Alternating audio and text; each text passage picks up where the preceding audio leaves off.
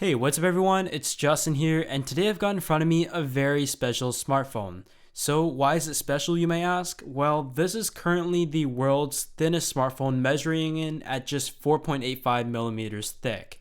So grab a ruler and try to wrap your head around just how thin that is, and your mind will be blown. But in all seriousness, I can't wait to check this device out and see just what it's like to use a phone that thin. So on the spec sheet, the device features a 5.2-inch AMOLED display with a 1920 by 1080 resolution. You've also got a 13 megapixel rear-facing camera and 5 megapixel front-facing camera. And like I've mentioned like 10 times in this video, this device is 4.85 millimeters thick and weighs in at just 155 grams. So after getting all that stuff out of the way, let's go ahead and open up the device and show you just how thin it is. There we go, that was a pretty quick unboxing. So the first thing that we were greeted with is the Oppo R5 itself.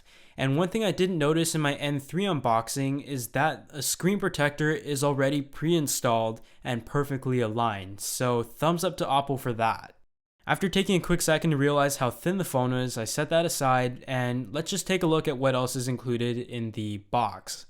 So it looks pretty similar to what we saw in the N3, except this time they gave me a European charger, and this is the VOOC charger. So it is an ultra fast charger, Oppo's technology, and it is said to be the fastest quick charger in the world. Next up, you've got some pretty nice quality headphones from looking at them, and they have the ear tips and some spare ear tips, and they have also included, this may sound funny, but a micro USB to 3.5 millimeter adapter, because this phone is so thin, it doesn't even have a headphone jack, which for some may be weird, but you've got to make some sacrifices here and there. Next up, just some paperwork, and they have also included the case. Since this phone is so thin, it may just slip out of your hand. So again, thumbs up to Oppo for including accessories already. And you've also got a pretty long VOOC micro USB charging and syncing cable. But other than that, let's boot up this device for the first time. And holding it in your hand, it feels absolutely amazing.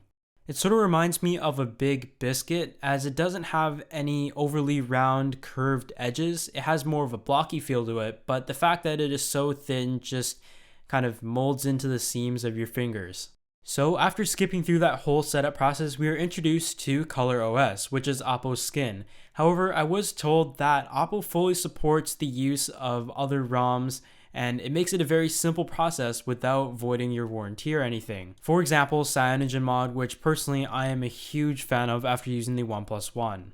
So from quickly navigating through the software, everything seems to be quite simple and visually appealing. You can see that the icons are pretty cool. The way the music animation widget works is also quite unique, and you've also got your quick toggle settings on the top. The device seems to respond very nicely. It is very snappy, and the settings menu also looks pretty cool as well. One thing I wasn't used to at first when I unboxed the Oppo N3 and actually asked on Twitter was, where's the app drawer? And apparently there isn't one, so that might be a little bit weird at first. But from just playing around with the software, it is pretty responsive, and in terms of the visual appearance is great as well, so that's always nice to see. However, I do still prefer CyanogenMod. The display on the Oppo R5 is a 1920 by 1080 resolution AMOLED display. It is 5.2 inches, which is a great size in my opinion, and the colors are extremely vivid, as you would expect out of an AMOLED display.